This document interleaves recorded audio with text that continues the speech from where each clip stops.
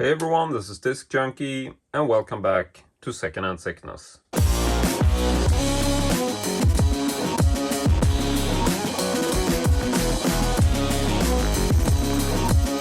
And so for today you can see that I'm already at my reviewing table, and we are actually going to talk about a variety of items that I've actually picked up online.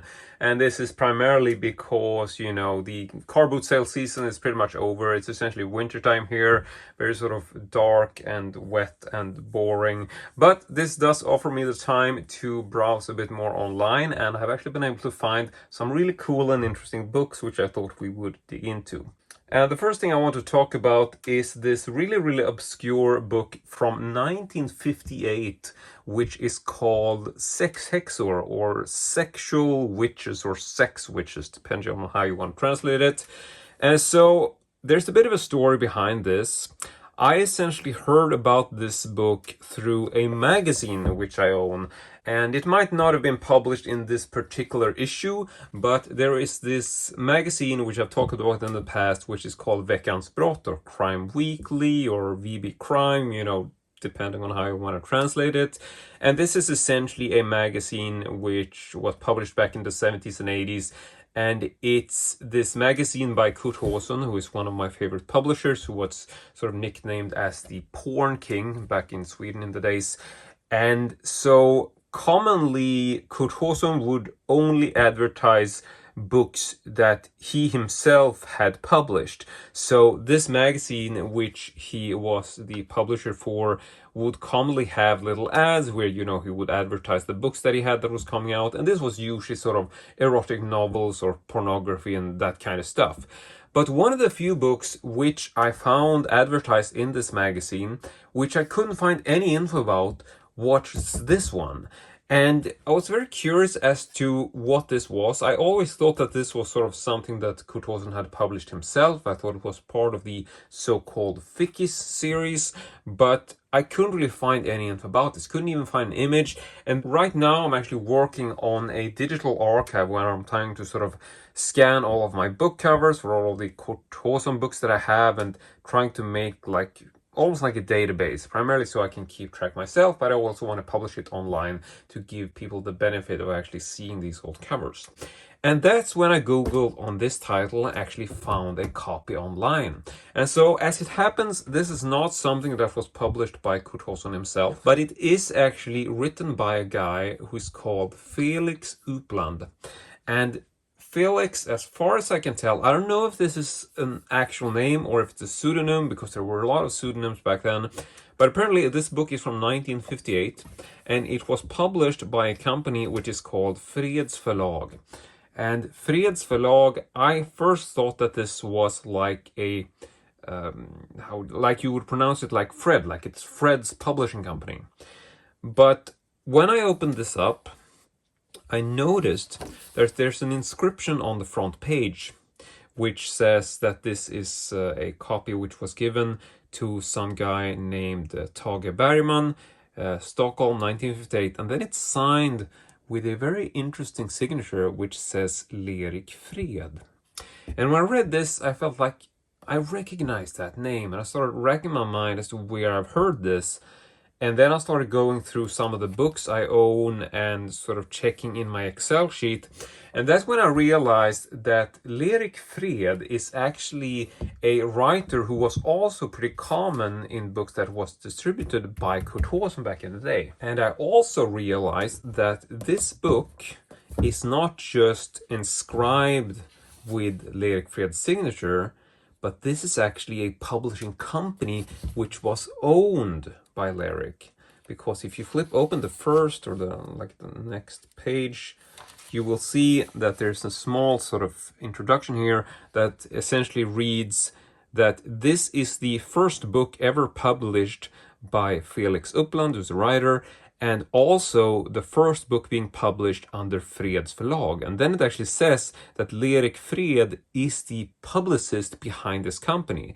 So my guess would be that this was probably a company which, Lerik Fred started I'm guessing he was in close contact with Kurt Hawson, maybe not back in 1958, but seeing as Felix Uppland went on to write a bunch of books for Kurt Hawson, and also the fact that Lyric Fred, who was the publicist, he also started writing books. So I'm guessing Kurt Hawson had a lot of contact with these two writers when he was doing his magazine, and then I assume that they sort of just told him that, you know, we have this old book that we released on a company, it didn't really do well, and you know, it's the only ever time this was published, so it's never been reissued, so it's a very rare book. And I got this for 300 Swedish crowns, which I think is a bargain. That's sort of like 30 euro. I can't find one more copy online. I recently saw one listed for sale, and it's listed at something like 100 euro. So yeah, I would say this is super obscure, and I also really like the fact that this cover art is actually a very early and obscure drawing by Hans Arnold. And Hans Arnold is a very famous Swedish illustrator who's done a whole bunch of covers, and I'm sure you might recognize the style. So yeah, I primarily got interested in this when I sort of heard about it and realized it's from Felix Uppland. But you know, if it wasn't for the fact that this had such a beautiful cover, I probably wouldn't have bought it, because I wasn't really looking for this, seeing as, you know, I primarily collect publishes, you know, like books by Kurt Hawson. This wasn't really on my radar, aside from the fact that it was written by, you know, this particular guy, and also that it was advertised in Veckans Brott. So I thought it was a Kurt Hawson publishing, but it wasn't. And now I've rambled for quite a long time. I'm sorry about this, but there's just so much of this that is interlinked.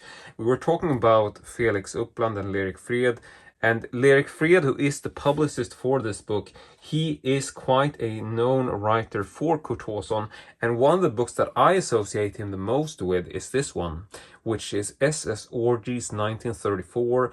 This is essentially like a Nazisploitation title, which I've had in my collection for quite a few years, and this is part of the Ficky series, so this was published by Kurt Hawson, and he actually wrote this, but there's no actual printing with his name on it in this book. So just mentioning this as a bit of a side reference. And speaking of Nazisploitation, you might remember that in one of my previous episodes, I was talking about this Lady Birch series. I think this is in episode 55. So I showed you this book back then, which is something known as the Lady Birch Memoirs, and I've never heard about Lady Birch before, but when I started Googling for this, I essentially found that this was like some sort of, I don't know what you would call it, like a very sort of BDSM type comic strip thingy. And as it happens, just, you know, randomly, I actually stumbled over another Lady Birch copy, or Lady Birch book, which also is on the topic of Nazisploitation.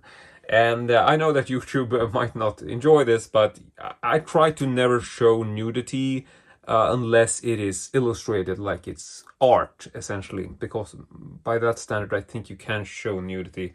And so, yeah, this has quite a distasteful or graphic cover, and the title is also very much of an eye-catcher. So for those who don't know Swedish, this is essentially entitled as Hitler's Gatuhoror, which translates to Hitler's Street Horse. And so, yeah, this is obviously a BDSM type category, and here we can also see that this also makes reference to Lady Birch, which is obviously, based on the illustration, the same character.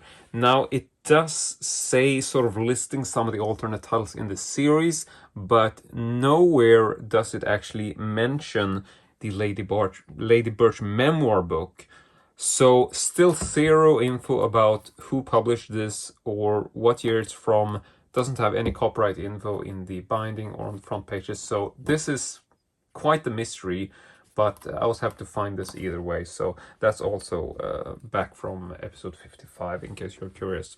But so yeah, I was able to find this. Got this on Swedish eBay, and I've never heard about this. Can't find too much info about it. But yeah, this is essentially a Swedish novel, which seems to be, you know, primarily text. There are some illustrations in here, but for the most part, it is essentially a novel. But yeah, I'm gonna show you some of these drawings just quickly, but we're not gonna focus too much on them. Yeah, so quite hardcore, and it is actually coming apart a little bit at the binding there, but still a really interesting find, I think. Can't remember exactly what I paid for this, but I think it was something like 30 euro as well. So yeah, these are the first two books, and sorry that, you know, this is taking so much time, but yeah, I do like to sort of talk about all the connections between stuff. So yeah, we're gonna move this one out of the way.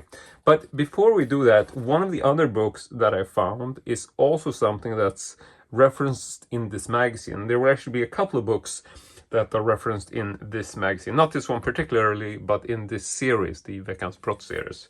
So I essentially got 3 or 4 books that are sort of, you know, something that I found referenced in this magazine. And most of this is stuff that I knew about from before. I mean, I've been researching Kurt Hausson publications for quite a while now. And one of the books which I've been hunting for quite a few years is one which is called Crime Scene Stockholm, or Brottplats Stockholm. And this is the first book in a series of 4 books. So this was released under, you know, the Veckans Brott label, which is the same title as the magazine. And this was essentially like pocket books which were published in conjunction with like the magazine. Like these were sort of spin-off pocket books. And we're not going to browse too much in them because I don't think we really can. But it's essentially like, you know, true crime stuff. Like, you know, this is, according to the cover, this is like authentic police reports from like police car 777, like, yeah, essentially true crime stories, like actual police reports and then photos and stuff. So I would say that this is primarily text. As you can see, there are some crime scene photos way in the back here. So yeah, I'm not really sure like how much we're gonna get into it, but yeah, it's essentially Swedish true crime from the 80s. Trying to remember when this came out, but yeah, I think this is from the 80s if I don't remember. 1977. Okay, so this was the first book in the sort of Veckans Brott pocketbook series, and there are 3 more books obviously, and I do actually already own these, but I could never find the first one, so I'm really happy that I have that. But just in case you're curious, here are the other ones. So this is book number 2. We got book number 3 and book number 4. So this is Swedish Murders. Then we got Public Enemy number 1 and The Mob in Sweden. So these are essentially all in the same style, essentially talking about Swedish sort of true crime like reports and authentic murder stories and stuff. So yeah, I mean, you sort of get the idea. And so aside from that, I also have some more books from the Kurt Hausson label. These are older books, and they are also not really erotica. I mean, I do have this one, which is called, Jesus. This is called Könsumgänge annorlunda, and I can't really translate this because it's a very odd and old type of word. But I suppose you could call it sort of different sexuality or sexual weirdness, or, you know, it's essentially talking about a variety of, I suppose you could say like various fetishes, or, you know, for the time being, unusual sexual behavior. And it's essentially not really like a... like, I don't know, I would probably sort of categorize this as a fact book. I wouldn't really pinpoint it as erotica per se, because it is actually much more of a textbook, and it essentially just talks about a variety of sexual fetishes or various sort of weird, you know, quote unquote sexual preferences. Being that this is as old as it is. So this was published in, let's see where we got, do we have a year on this? Very old, I think it's 1952, so I can't, it's very fine print, so it's hard to read, but here you have some examples where you can read about, let's see what we got. So we got intercourse with animals, we got exhibitionism, fetishism, impotence, hermaphrodite, homosexuality, masochism, lesbians, lust, murders, nymphomanias, masturbation. So, you know, some of this stuff is obviously not very sort of extreme today, but back in those days, this was stuff that was, you know, really sort of not your typical sort of topic of conversation, I suppose. So yeah, this is a very sort of odd sort of sexual education book talking about fetishes and other sort of weird and extreme kind of sexual preferences. So yeah, I didn't really sort of know about this particular publication. I had heard about this title, and then I stumbled upon a copy on a Swedish sort of book secondhand site. This was quite expensive. I think I paid something like 50 euro, but it is actually a very obscure book, so I was really happy to add this.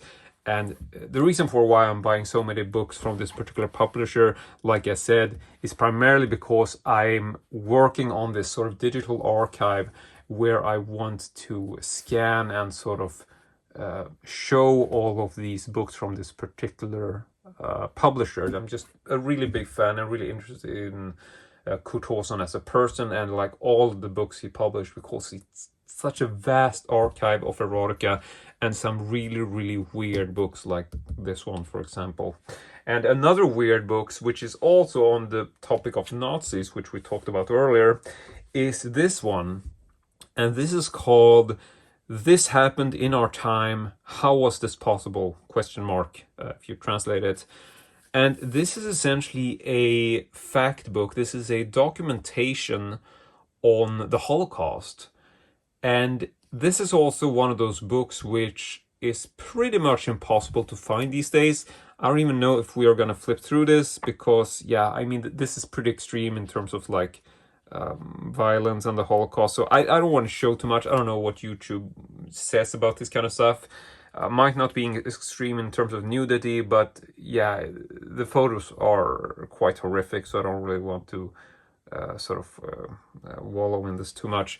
But very obscure book, really happy that I found it. I think I paid something like maybe 30-40 euro with shipping. I actually found this at an Italian secondhand bookshop online, believe it or not. So yeah, quite happy that I'm able to add this in my collection. I can sort of add it to the Kurt Hausson blog or archive or database thingy that I'm working on. So yeah, this is also published by Kurt Hausson. Very unusual for him. He didn't really publish that many fact books or like this type of stuff. He was primarily geared towards erotica, like you know, as you probably know by now. But yeah, this is one of those unusual, rare examples where he published a book which is more sort of on the difficult topic in terms of it's sensitive matter, and he did do stuff like that, but those are almost usually more hard to find than the erotica, I gotta say. So yeah, really happy about adding that as well. And next up, we're going to talk about one more thing, which is about Kurt Hausson, and that is a very obscure comic book. And as far as I know, this is the only comic book he ever published. I think this came out between it's like early 1970s, maybe 72, and was published until 76, I think. I don't remember, but during the 70s, like 5 or 6 years. And I think they had a total of 18 issues, and this is number 2 from 1975. So these are also obviously illustrations. I know they are quite explicit, and so I'm not really gonna flip through this magazine because it does also have the occasional photo. I mean, I might be able to... I'm just gonna flip up an example page where it's just illustrations, but here you can see the style. So a lot of sort of a bit of a BDSM kind of stuff, just generally raunchy, quite hardcore. And yeah, I think that this particular story, which centers on Belinda, so Belinda is like the main character, and all of these comics about Belinda, like the character, these were actually made by a Spanish illustrator. I forget his name now because, you know, I heard it, but I can post a link in the video description in case you want to read more about the comic book and the guy who drew these images. But yeah, so I found this on Swedish eBay. I can't really remember what I paid, maybe 30 euro thereabouts, but these are quite unusual. I would say that you probably will end up spending like 50 euro thereabouts per magazine, usually more.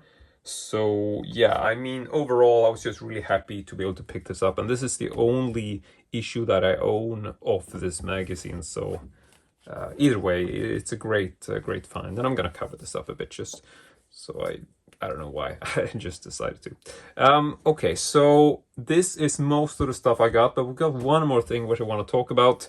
And this is something I got on Swedish eBay, and it's might not be too interesting for most people, but it's something known as Eroticon, which is, according to the cover art, this is a membership magazine for the video club, the Eroticon Video Club.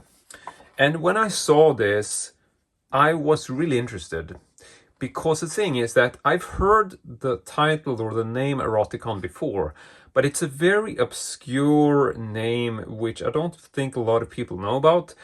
And I had never seen a members magazine for Eroticon, but I knew the name because I own a number of these videotapes that look like this. And this is something that I've featured in some of my other videos, and they are essentially like this mail order VHS subscription thingy, which I didn't really understand before. I didn't really know like what it was all about, but it's essentially like this really sort of generic looking clamshell case, which has this lovely sort of foil velvet and like the foil gold printing. So I really like this, really like the design with a little head and the guy. And so this is essentially hardcore porn movies. This example is Lady Dynamite. And so from what I understand, this is the way these tapes were distributed. All of them came like in an identical case. There's no title on the back, nothing. So yeah, they had the same kind of cases and then just switched tapes in them. And so I found this at like a car boot sale or whatever. Maybe I got it for free from a collector, I don't know. But I had no idea what this was. And then I played the tape. And that's when I noticed that the intro on this tape says like, this is a title from the Eroticon Video Club. And I saw this logo. And since then, I've been very curious to understand just what the history is behind this. And so then I stumbled over this listing on Swedish eBay, and then I suddenly actually understood what the scenario was for how these were ordered. So I'm not going to be able to flip through this because this also has some uncensored imagery, but I do think if I flip to the second page here, you can just see an example. So here's just some pictures. Does have some minor sex shots there, but they're so small we're just going to ignore them. But yeah, so this was essentially a members magazine for a video club, quote unquote, called Eroticon. And the way this worked is that you would get this magazine if you were a member, and then you could sign up for whether you wanted to receive like the monthly subscription videotape, which would be like these. You would get one of these each month or whatever it is, not probably each week, but probably each month, something like that, of various adult film titles. And so, yeah, I was really happy to find this. It was quite cheap, and this is, I don't even know if we have a date, but we can check the back. So here you have an example of how it would work. This is like the monthly reply little things. You would cut this out, and you had your name and address.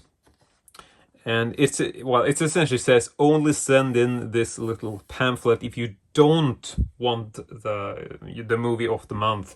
So I guess you sign up to get the magazine, and then each month, if you don't want to receive it, you can cut this out and send it in. Otherwise, it's an ongoing subscription. So you would get this every month you'll get a new movie. So yeah, I'm rambling here, but I thought this was really interesting because I've never actually seen a member magazine from Eroticon, and I've had these tapes for quite a while and never really understood the concept of how they were distributed, because it's really hard to find info about Eroticon. But yeah, now I actually have a magazine which gives me a little bit of detail, and there's not many pages in. It's like 4 pages, but some of them actually have like full frontal nudes and stuff, so I'm not gonna show them. But yeah, in any case, definitely an interesting find. But that is essentially all I got for today. So quite a bit of stuff on the table here, and yeah, it's gonna be hard to fit stuff in. But I don't know what you think. I don't really know if people care about these books. I know these are all pretty much like, it's all Swedish titles. And by that standard, I know this might not be interesting for most people. But then again, I mean, I feel that this kind of stuff, I think people like it. I mean, I like to talk about it. And right now, I'm just really, really into the Kurt Hausson stuff.